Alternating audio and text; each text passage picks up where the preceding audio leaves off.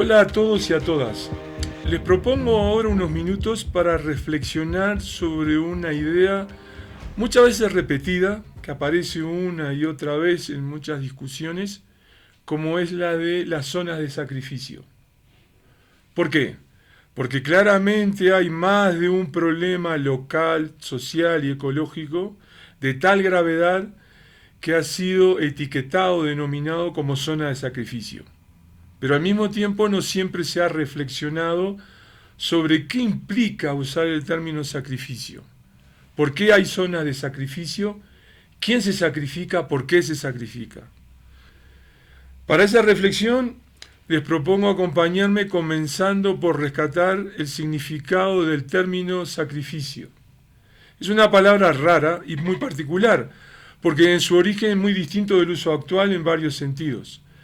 Sacrificio proviene del latín de dos términos, por un lado sacrum y por el otro lado facer, que significa facer, hacer, sacrum sagrado, significaba hacer algo sagrado, convertir a algo en lo sagrado, en lo respetado. Ese término de origen latino estuvo vinculado en su momento al sacrificio a los dioses. Poco a poco, y especialmente a partir del cristianismo y en la Edad Media, estuvo asociado a prácticas que tenían que ver con la ofrenda cristiana. Pero esa idea de sacrificio es la misma que llegó con los colonizadores al resto del mundo. Ellos venían a esta tierra con esa concepción de sacrificio. Con el paso de los años fue resignificado, por un lado, en un sentido negativo de zonas que han sido, o personas o eventos que han sido destruidos, pero por el otro lado también adquirió una vertiente positiva cuando alguien, pongamos por caso un padre o una madre, se sacrifican por sus hijos, resignando un beneficio o una ventaja para el bienestar de otros.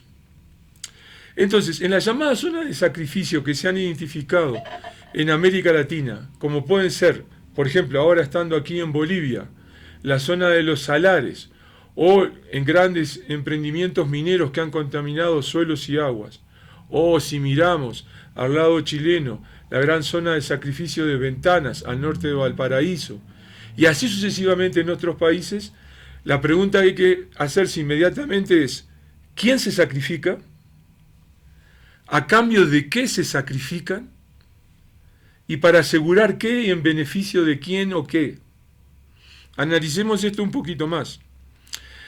En el quién se sacrifica, cuando se refiere a este contexto socioecológico, el sacrificio y la pérdida involucra por un lado naturaleza, puede ser un recurso hídrico, pueden ser especies de fauna o flora, puede ser un paisaje.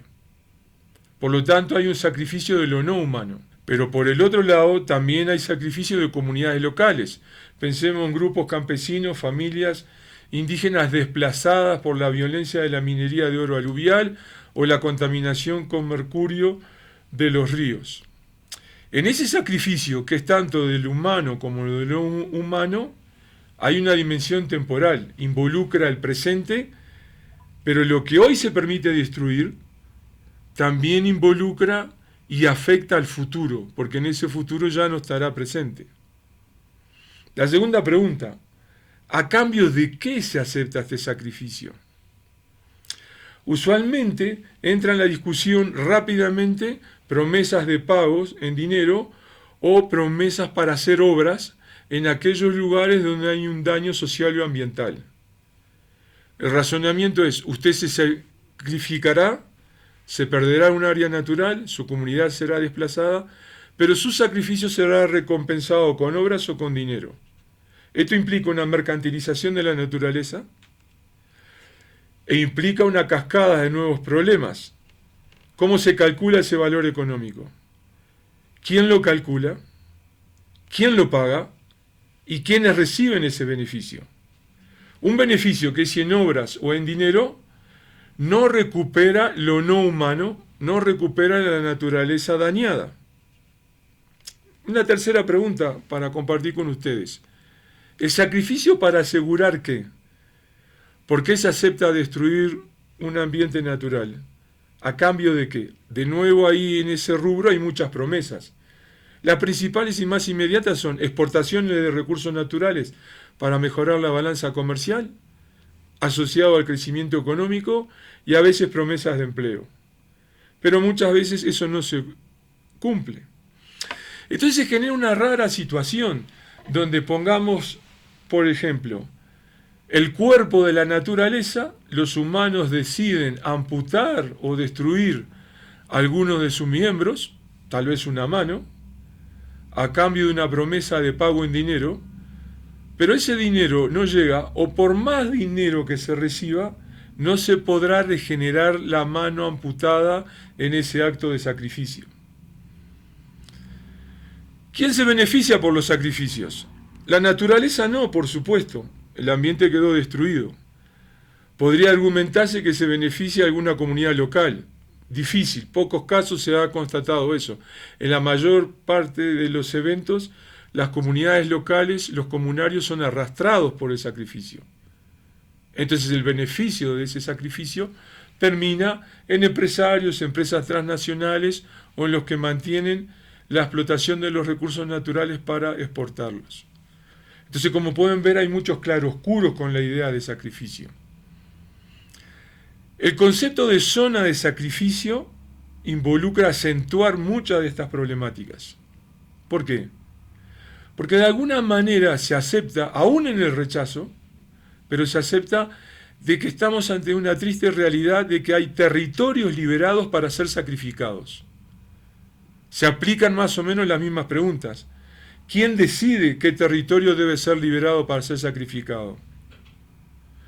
¿Cómo se vinculan la oposición local, usualmente son minorías, frente al desinterés o el interés de las mayorías que viven en otros lugares para aceptar el sacrificio de esa zona a cambio de un supuesto beneficio económico o un supuesto beneficio laboral que llegaría en algún momento? La aceptación de la zona de sacrificio impone entonces inmediatamente una oposición y una tensión, casi siempre una contradicción, entre intereses y valoraciones locales contra las mayorías nacionales.